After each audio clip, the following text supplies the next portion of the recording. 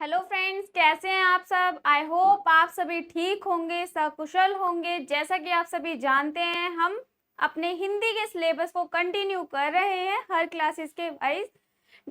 Day to day आपको अलग अलग क्लासेस की वीडियोस मिल रही होंगी और आपको उस वीडियोस में अच्छा भी लग रहा होगा और इन्जॉय भी करके पढ़ रहे होंगे, क्योंकि हमारा मेन मोटिव यही है कि कोई भी बच्चा जैसे होता है ना, बोर ना हो, बोरियत से ना पढ़े अपनी एजुकेशन।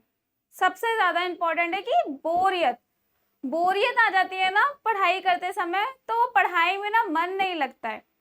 वैसे ही हम भी अपने स्टूडेंट्स का ध्यान रखते हुए बिना बोरियत वाले तरीके से आपको बताने की, पढ़ाने की, एक्सप्लेन करने की कोशिश करते हैं। तो आई होप आप सभी को अच्छा लग रहा होगा। जैसा कि आप सभी जानते हैं, हमने लिहाजा की और चैप्टर पढ़ा था क्लास 9th का चैप्टर 2। हमने लिहाजा की ओर पढ़ा था, वहां पे हमने पढ़ा था यात्रा वृतांत। जैसे कि हिंदी में अलग अलग विधाएं होती हैं, वैसे ही लिहाजा की ओर में यात्रा वृतांत हमें स्पष्टीकरण देखने को मिला था। तो आई होप आप सभी को चैप्टर आपने जरूर बहुत अच्छे से रीड किया होगा और वीडियो के अनुसार आपने उसे एक्सप्लेन जैसे मैंने किया और आपने उस चैप्टर को समझने की पूरी तरीके से कोशिश करी होगी। क्योंकि वो चैप्टर जब तक आप प्रॉपर तरीके से पढ़ेंगे नहीं, तब तक आपको उसके जो शब्द हैं, जगह के नाम है, वो चीज याद नहीं होगी। जैसे कि जगह का नाम मैं आपको बता देती हूँ, थोंडुला है, उसमें तिड्री है। तिब्बत की यात्रा में बहुत सारे शब्द ऐसे आए हैं जिसमें थोड़ी सी डिफिकल्टीज हो सकती है, बट चैप्टर बहुत इंटरेस्टिंग तरीके से बताया है। चलिए स्टार्ट करते हैं। आज हम उसके क्वेश्चन आंसर मैं आप सभी के लिए लेकर आई हूँ पाठ्य पुस्तक से रिलेटेड। तो चलिए बिना देरी करे अपनी वीडियो को स्टार्ट करते हैं।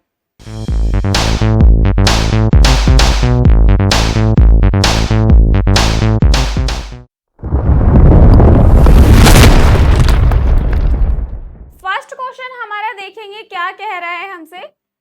थोंडुला के पहले के आखिरी गांव, जो देखिए हमने जब स्टार्ट करा था चैप्टर, जब तिब्बत यात्रा स्टार्ट करी थी, उसके बाद जब वो भिकमंगे के वेश में आगे बढ़े थे, उसमें ये लाइन दी गई थी, थोंडुला के पहले के आखिरी गांव पहुंचने पर भिकमंगे के वेश में होने के बावजूद लेखक को ठहरने के लिए उचित स्थान मिला, जबकि दूसरी यात्रा के समय भद्र वेश में वे आए थे और तब उन्हें उचित स्थान नहीं मिला था।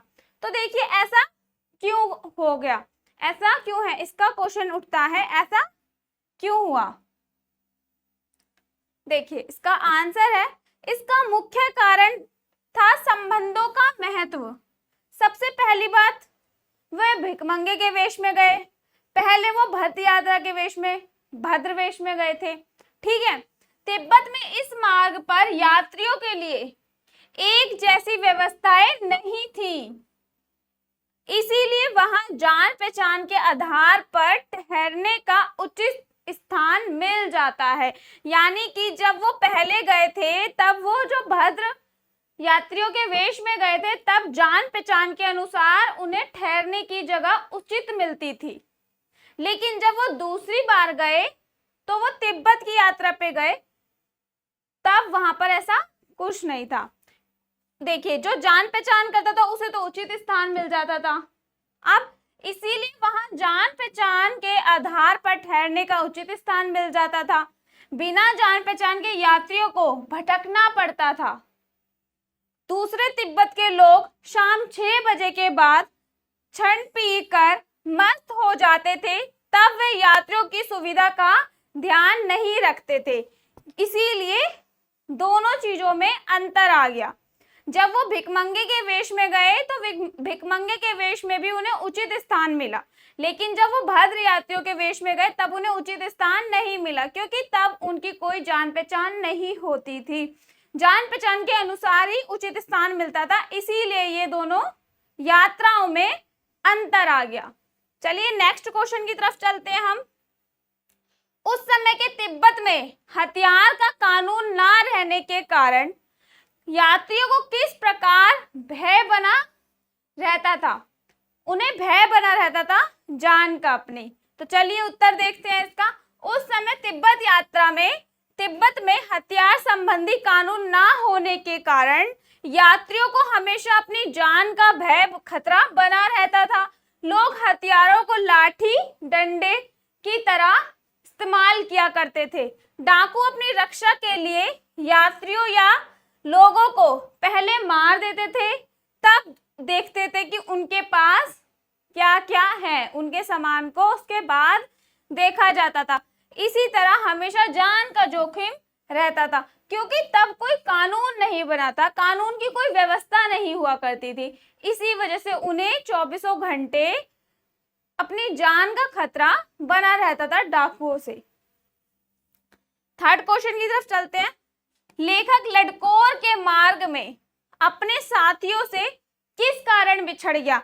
देखिए, आपको याद होगा चैप्टर में जब वो 1.5 मील आगे चले गए थे तो वो रास्ता भटक गए थे। वो 1.5 मील आगे चले गए थे रास्ते से, जब लेखक को गुस्सा भी आया था, लेकिन थोड़े ही समय में उनका गुस्सा, सुमिति का गुस्सा शांत हो गया था, तो वे उसी तरह देर हो गए थे। देखिए, चलिए आंसर पढ़ते हैं इसका। लेखक लडकौर के मार्ग में अपने साथियों से 2 कारणों से पिछड़ा।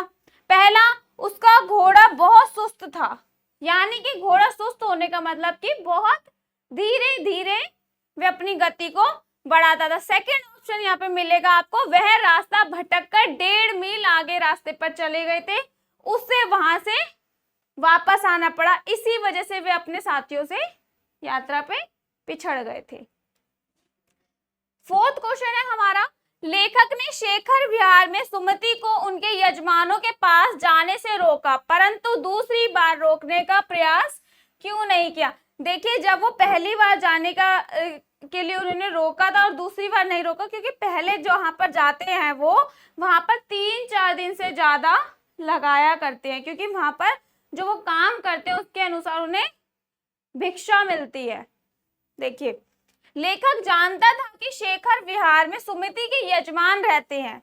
सुमति उनके पास जाकर बोध गया के गांडों के नाम पर किसी भी कपड़े का गड़ा देकर दक्षिणा वसूल किया करता था। दक्षिणा मतलब जैसे हमारे घर पे कोई रिश्तेदार आ जाते हैं तो बच्चों को पैसे दिया जाते हैं ना, तो उसे दक्षिणा कहते हैं। दक्षिणा वसूला करते थे। इस काम में वे हफ्ता लगा देते, इसीलिए उन्होंने मना कर दिया। फर्स्ट क्वेश्चन है, अपनी यात्रा के दौरान लेखक को किन किन कठिनाइयों का सामना करना पड़ा? देखिए, उनको अपनी यात्रा के दौरान बहुत सारी कठिनाइयों का सामना करना पड़ा। किस तरीके से? पहली बात तो वो जब यात्रा के लिए निकले, तिब्बत यात्रा के लिए निकले, वहां पर वो भिखमंगे के वेश में गए, ठीक है, क्योंकि वहां पर भारतीयों का जाना अनिवार्य नहीं हुआ करता था, मना किया गया था, ठीक है, प्रतिबंध था उस पर। दूसरा, उन्हें पहाड़ों पर धूप में अपना दोपहर के समय उन्हें ऊंची पहाड़ों पर चढ़ना पड़ा। फिर रास्ता भी भटक गए थे, शहर से भी अनजान थे, क्योंकि कभी भी हम कहीं जाते हैं हम वहीं पर जाते हैं ज्यादातर जहां पर हमें लोकेशन पता होती है, जगह पता होती है। मान लीजिए अगर हम यूपी की साइड जा रहे हैं, दिल्ली से अगर हमें जाना है यूपी, तो हम बड़े आराम से पहुंच जाएंगे, क्योंकि हमें वहां के रास्ते पता होंगे, क्योंकि हम वहां पर बहुत बार जा रखे हैं। यदि हमें कहीं और जाना है, मान लीजिए फॉरेन जाना है, तो हम वहां के शहर से, लोगों से, सारी चीजों से, परिस्थितियों से अनजान होंगे, तो हमारे लिए बहुत सारी कठिन परिस्थितियां आएंगी ही आएंगी। तो चलिए इसका आंसर देखते हैं। अपनी तिब्बत यात्रा के दौरान लेखक को विभिन्न कठिनाइयों का सामना करना पड़ा। एक बार वे भूलवश रास्ता भटक गए, दूसरी बार उसे बहुत तेज धूप के कारण परेशान होना पड़ा। नेक्स्ट क्वेश्चन है हमारा, प्रस्तुत यात्रा वृतांत के आधार पर बताइए कि उस समय का तिब्बती समाज कैसा था। देखिए, हमने जब चैप्टर पढ़ा था तो उसमें साफ साफ वर्णन किया गया था कि उस समय का तिब्बती समाज ना तो छुआछूत मानता था, ना ही कोई भेदभाव मानता था, ना कोई जाति पाति मानी जाती थी, और ना ही कोई औरतें पर्दा किया करती थी। तो चलिए आंसर देखते हैं इसका।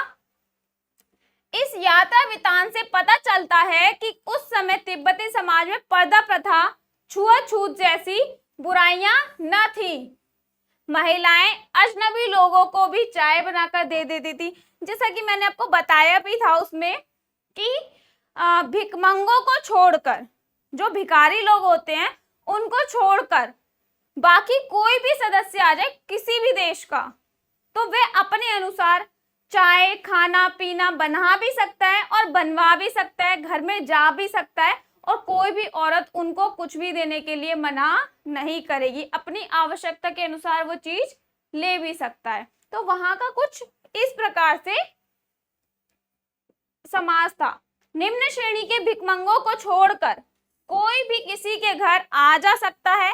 पुरुष वर्ग शाम के समय छंग पीकर मदहोश रहते थे।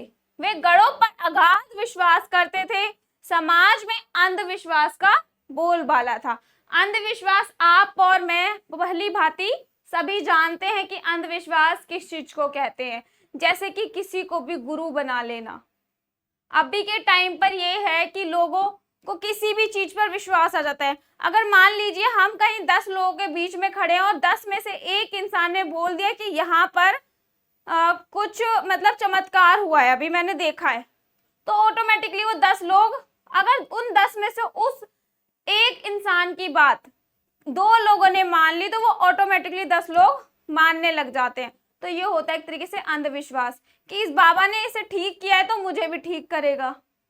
अगर मेरी पढ़ाई में मन नहीं, अब मैं किसी से बोलूं जाके मेरा पढ़ाई में मन नहीं लग रहा है, मैं पढ़ाई नहीं कर पा रही हूँ या मैं पढ़ाई में नहीं मन लग पा रहा है, तो मुझे ना मैंने वहां की दवाई खाई थी तो मुझे सब चीज अच्छी लगने लगी, तो ऑटोमेटिकली लोगों में अंधविश्वास पैदा हो जाता है, लेकिन उसको जानने की कोशिश कोई नहीं करता।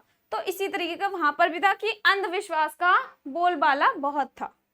नेक्स्ट क्वेश्चन है हमारा, सुमति के यजमान और अन्य परिचित लोग लगभग हर गांव में मिले। इस आधार पर आप सुमति के व्यक्तित्व की किन विशेषताओं का चित्रण कर सकते हैं। देखिए, उनके परिचित लोग इस तरीके से सुमति के यजमान और परिचितों के हर गांव में मिलने में उनकी अनेक विशेषताएं पता चलती हैं। देखिए, वे बहुत साधारण स्वभाव के थे, उनमें निर्मलता बहुत थी, हंसमुख स्वभाव के थे। चलिए इसका आंसर मैं आपको बताती हूँ। सुमति मिलनसार और हंसमुख व्यक्ति थे जिनकी जान पहचान का दायरा विस्तृत था, मतलब अलग तरीके के इंसान थे। सुमति अपने यजमानों को बोध गया से लाए गए कपड़े के गड़े बनाकर दिया करते थे और उनसे दक्षिणा लेते थे। थर्ड ऑप्शन है, सुमति लोगों की आस्था का अनुचित लाभ उठाते थे पर इसकी खबर लोगों को नहीं लगने देते थे। वे बौद्ध धर्म पे गहरी आस्था रखते थे। नेक्स्ट क्वेश्चन है हमारा, हालांकि उस वक्त मेरा भेष ऐसा नहीं था कि उन्हें कुछ भी ख्याल करना चाहिए था। उक्त कथन के अनुसार हमारे आचार व्यवहार के तरीके वेशभूषा के आधार पर तय होते हैं। आपकी समझ से यह उचित है या अनुचित विचार व्यक्त करें। देखिए, किसी को भी जजमेंट करना हम उसकी वेशभूषा के अनुसार नहीं कर सकते।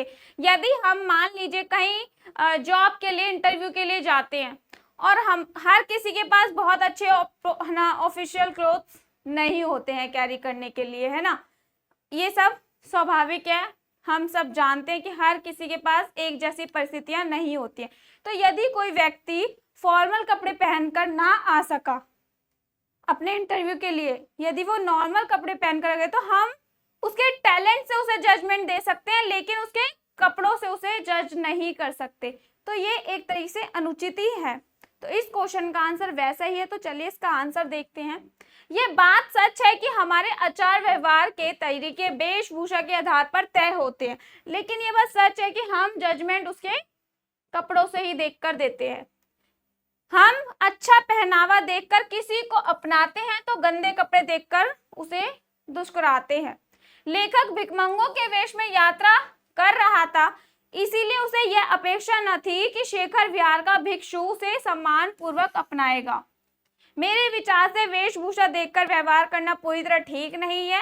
अनेक संत महात्मा और भिक्षु साधारण वस्त्र पहनते हैं, किंतु वे उच्च चरित्र के इंसान होते हैं, पूज्य होते हैं, परंतु यह बात भी सत्य है कि वेशभूषा से मनुष्य की पहचान होती है।